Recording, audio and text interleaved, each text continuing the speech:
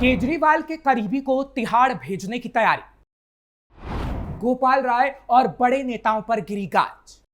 अरविंद केजरीवाल ने चुनावों से पहले बड़ी बड़ी बातें की थी, लेकिन उन्हें लोगों ने भ्रष्टाचारी बता दिल्ली की सत्ता से हटा डाला था और इस वक्त दिल्ली में आम आदमी पार्टी विपक्ष में है। लेकिन आम आदमी पार्टी के नेता अब ऐसी हरकत कर रहे हैं कि वो दिल्ली में विपक्ष में भी बैठने के लायक नहीं है।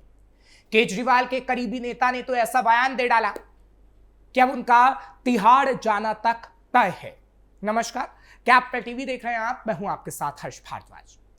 आम आदमी पार्टी के नेता गोपाल राय ने यह कहकर नया विवाद खड़ा कर दिया है कि अगर दिल्ली की झुग्गियां तोड़ी जाती हैं तो लोग प्रधानमंत्री आवास पर कब्जा कर लेंगे।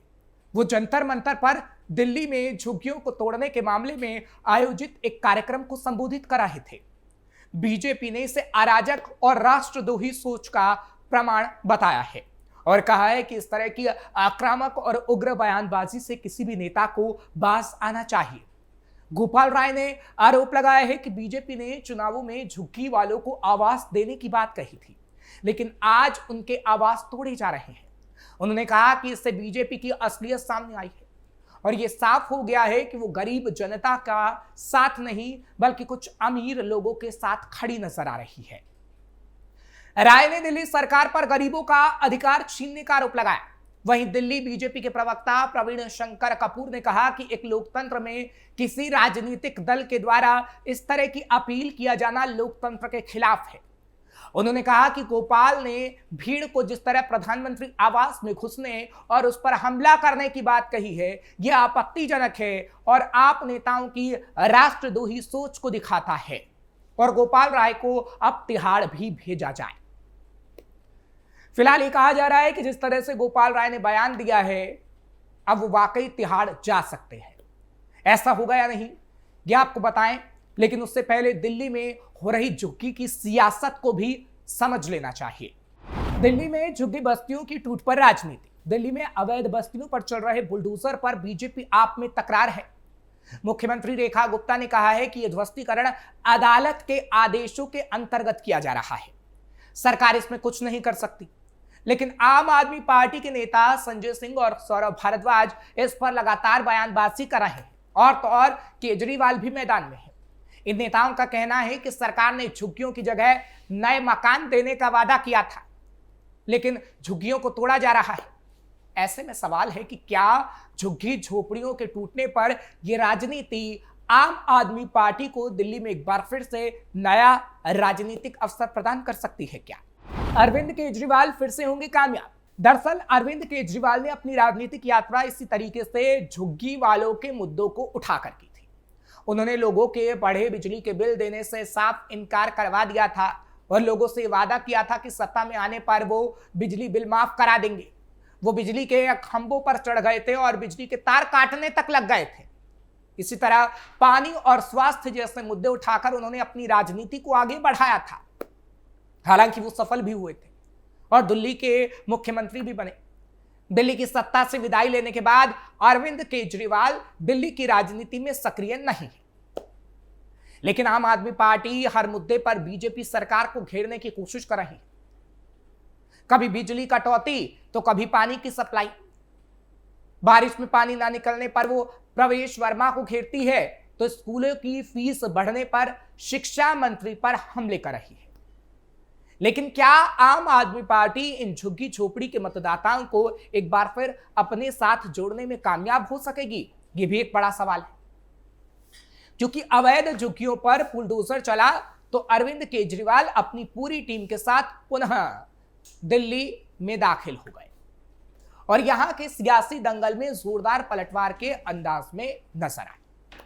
अपनी सोची समझी रणनीति के मुताबिक वो पहले दिल्ली सरकार, उसके बाद केंद्र सरकार पर जमकर बरसे। उन्होंने झुग्गी वासियों को याद दिलाते हुए कहा कि चुनाव से पहले मैंने दिल्ली के गरीबों और झुग्गी वालों के लिए वीडियो जारी करके कहा था कि अगर बीजेपी की सरकार आई तो 1 साल के अंदर झुग्गियां तोड़ देगी। आज वही हो रहा है। ये सारी झुग्गियां तोड़ने का इरादा ही लेकर आए थे। यानी इससे साफ है कि केजरीवाल का मकसद अब दिल्ली में दो हाथ करने के लिए उतारू हो गया है। ऐसे में सवाल फिर वही कि आखिर ऐसा क्या हुआ कि केजरीवाल को फिर दिल्ली के दंगल में उतरने का मौका ढूंढना पड़ा। आखिर झुग्गियों पर बुलडोजर चला तो केजरीवाल को क्यों चुभा, जिससे वो फिर से दिल्ली के सियासी दंगल में उतरने को मजबूर हो गए। 40 लाख लोगों के लिए सारा खेल। राजनीतिक मामलों के जानकार बताते हैं कि ये सारा खेल इन 40 लाख लोगों यानी वोटर्स का है, जिसके चलते अरविंद केजरीवाल एक बार फिर से दिल्ली में नजर आ रहे हैं और अपना सियासी मैदान पाने और बचाने दोनों के लिए एक सोची समझी रणनीति के तहत मैदान में कूदे हैं। इस प्रकार अगर विधानसभा चुनावों के आंकड़े देखें तो 2015 में आम आदमी पार्टी यानी आपको स्लम वोट में लगभग 66% वोट मिला था। वहीं CSDS के सर्वे के मुताबिक 2020 में आम आदमी पार्टी को 61% वोट यहां से मिले थे, लेकिन 2025 में यह आंकड़ा बदलता दिखा। बताते चलें कि दिल्ली में 675 झुग्गियां झोपड़ियां हैं। यहां लगभग 3 लाख परिवार रहते हैं। ये कॉलोनियां यहां के कुल 70 विधानसभा क्षेत्रों में से 62 विधानसभा क्षेत्रों में फैली हुई है। खास बात यह है कि इन विधानसभा क्षेत्रों में तकरीबन 40% वोटर झुग्गी झोपड़ी वाले ही हैं, जो किसी भी चुनाव में जीत हार को तय करने में अपनी निर्णायक भूमिका निभाते हैं। कुछ यही वजह है कि केजरीवाल समझते हैं कि अगर इन्हें छोड़ दिया तो दिल्ली का चुनाव आगे जीतना मुश्किल हो सकता है, क्योंकि इनमें से बहुत सारे वोटर्स केजरीवाल के कोर वोटर्स कहे जाते हैं। आपकी फ्री बिजली, पानी, बस यात्रा, मोहल्ला क्लिनिक जैसी सुविधाएं जिस तरीके से दिल्ली वाले को केजरीवाल ने कहा हमने दी, और एक बार फिर केजरीवाल चाहते हैं कि फ्री के लोक लुभावन वादे करके दिल्ली की सत्ता हासिल की जाए। इसलिए अब झुग्गी झोपड़ियों पर बुलडोजर चलने का मतलब वो बता रहे हैं कि किस तरीके से बीजेपी उनके आशियाने को तोड़ रही है और केजरीवाल सिर्फ भ्रम पैदा करने की कोशिश झुग्गी वासियों के अंदर कर रहे हैं, जो कि दिखाता है कि किस तरीके से केजरीवाल चतुर राजनीति के खिलाड़ी रहे हैं। दिल्ली की तस्वीर बदलकर जीतेंगे जनता का दिल। ये झुग्गी झोपड़ी के मतदाता कभी केजरीवाल की राजनीति की धुरी बनकर उभरे थे, लेकिन पिछले चुनाव में जब बीजेपी ने इन्हें अपने साथ जोड़ने की मुहिम चलाई तो केजरीवाल की 11-12 साल की राजनीति केजरीवाल की 11 से 12 साल की राजनीति भर कर गिर गई।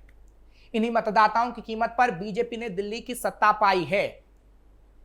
ऐसे में वो इन मतदाताओं की कीमत खूब अच्छे से जानती है और केजरीवाल कितना भी भ्रम फैला ले, बीजेपी ऐसा नहीं होने देगी, क्योंकि बीजेपी उन्हें नाराज करने का जोखिम नहीं उठाना चाहती और बीजेपी के पास उसके लिए प्लान भी है। वो क्या है वो भी आपको बताते हैं। दिल्ली की राजनीति के जानकारों का मानना है कि सरकार खूब सोची समझी रणनीति के तहत आगे बढ़ रही है।